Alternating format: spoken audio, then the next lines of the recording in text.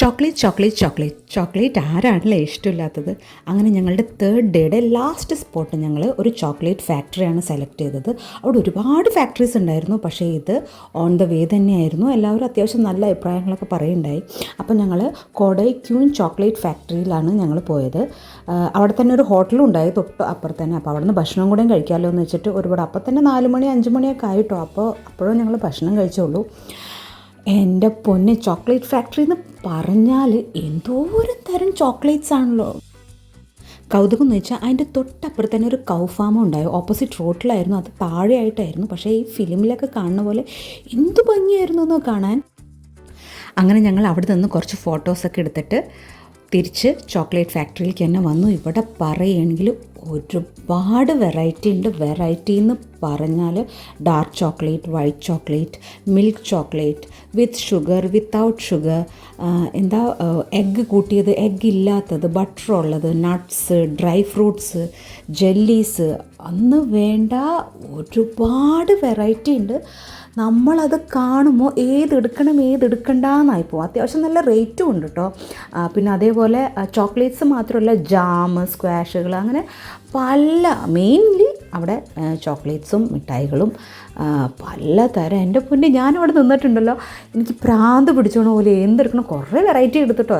നമ്മൾ കഴിക്കാത്തതും ഒക്കെ പല വെറൈറ്റി ഉണ്ടാവും. പിന്നെ അത് ഫാക്ടറിയിലാണ് ഉണ്ടാക്കുമ്പോൾ അവർ നമുക്ക് ട്രൈ ചെയ്യാൻ വേണ്ടിയും തരും കേട്ടോ. കുഞ്ഞു കുഞ്ഞു പീസുകൾ നമുക്ക് തരും.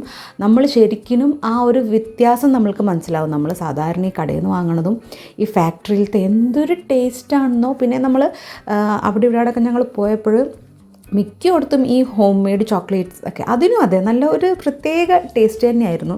അപ്പോൾ ഞങ്ങൾ ഒരുപാട് വെറൈറ്റികളുണ്ടായി.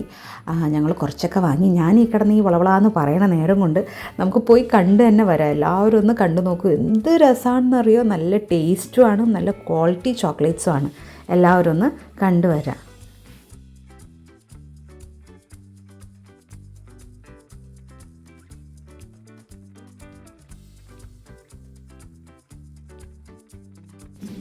ഇതിലധികമൊന്നും പറയാനില്ല. ചോക്ലേറ്റ് എവിടെ നോക്കിയാലും ചോക്ലേറ്റ്. അപ്പോൾ എല്ലാവരും ചോക്ലേറ്റുകൾ കാണാൻ കണ്ടു കൊതിക്കുക.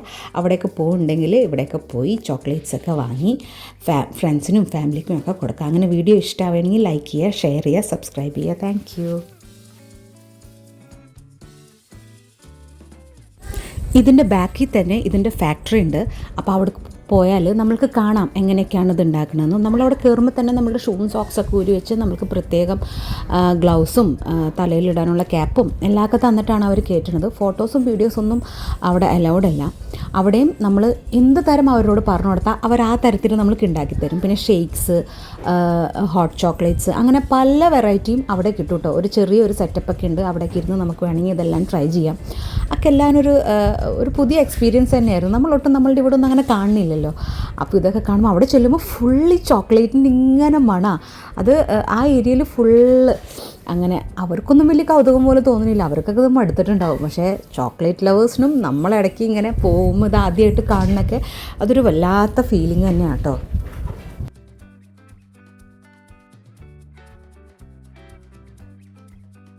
അവിടെ അതുപോലെ തന്നെ ചോക്ലേറ്റ് മാത്രമല്ലാണ്ട് സൈഡായിട്ട് ഇങ്ങനെ സ്ക്വാഷുകൾ, പലതരം ജെല്ലീസ്, ജാംസ്, പിന്നെ അതുപോലെ ചായപ്പൊടി, സോഫ്റ്റ് ഡ്രിങ്ക്സ്, അതും ഒക്കെ ഇങ്ങനെ വിൽക്കണുണ്ടായിരുന്നു.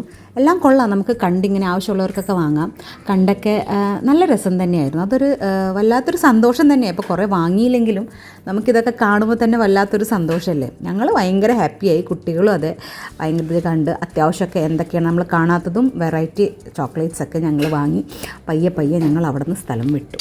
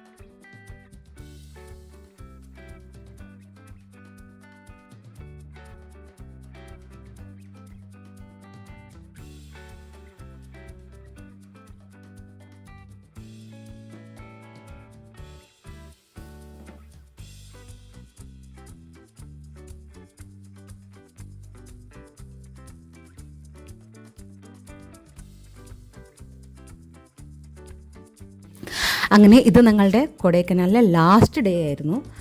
നല്ല മഴയായിരുന്നു. അതുകൊണ്ടാണ് എല്ലാ പ്ലാനുകളൊക്കെ ഞങ്ങൾ ഒരു ദിവസം കൂടുതൽ നിന്നത്.